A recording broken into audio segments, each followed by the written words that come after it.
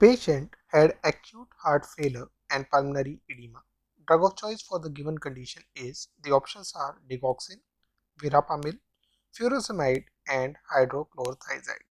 Now here you have to understand the correct keyword is the acute heart failure and the pulmonary edema. Now both of these conditions are the conditions in which there is edema and both are supporting the edema, right? So before I move in the depth of this particular question, we should understand what are the drugs of choices for the given different kinds of edema.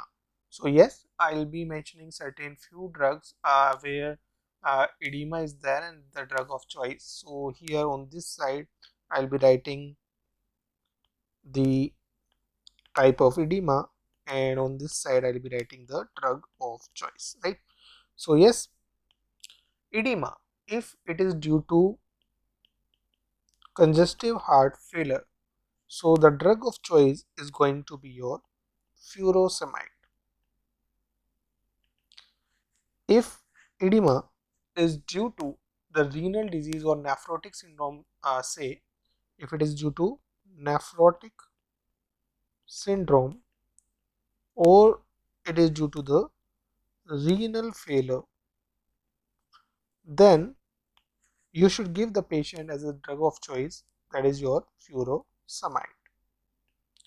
Then the third condition where edema can be pulmonary edema, and that is going to reveal you the answer of this question also.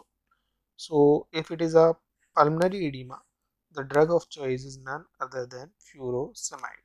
So students, remember these three conditions because these are something which can be asked. This time they have asked you the pulmonary edema, next time they can ask you the nephrotic syndrome or the congestive heart failure, right? Now there's one more kind of edema, that is the cerebral edema, and the drug of choice of this cerebral edema is your mannitol. It is mannitol. Then yes, there is cirrhotic edema, that is the edema due to cirrhosis. Now this particular edema, the drug of choice for this is your spironolactone.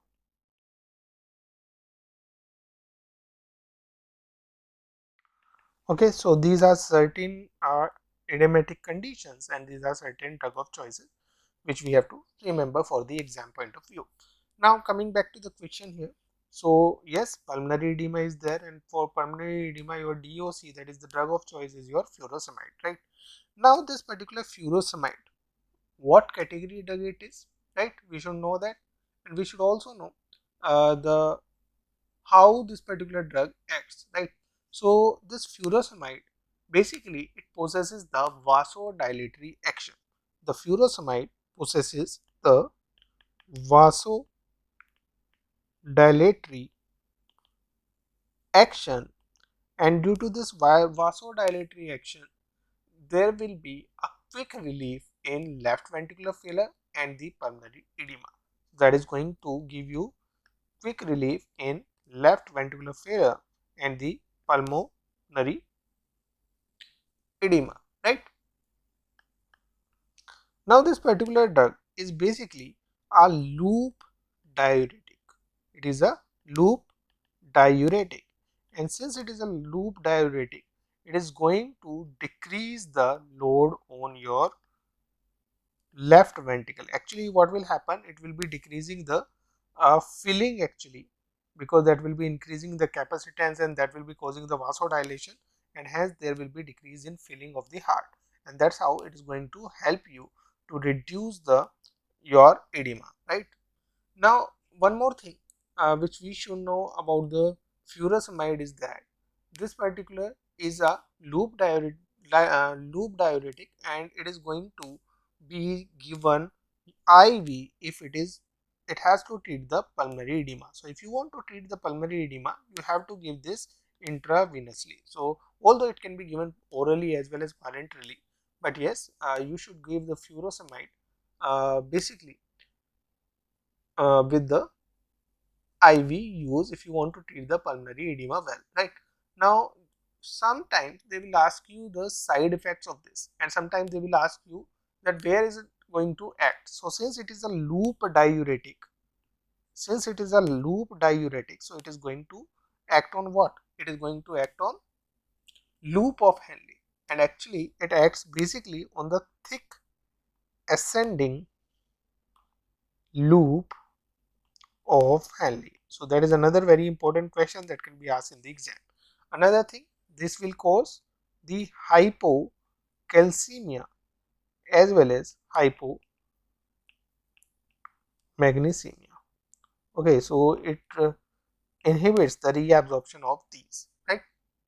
So this is how we should understand about the furosemide.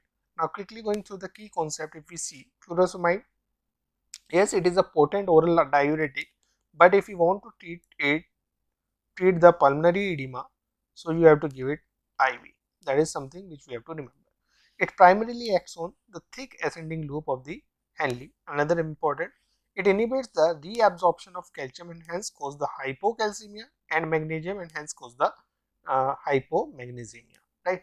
It is given IV for the pulmonary edema. These are the important things that can be asked in the exam for the loop diuretics, that is your furosemide. Now quickly, if we just see this particular drug act on the sodium potassium chloride co-transport that is situated in the ascending loop of Henle, and that is going to give you quick relief in LVF and pulmonary edema. How? Because it will be decreasing the left ventricular filling pressure, right?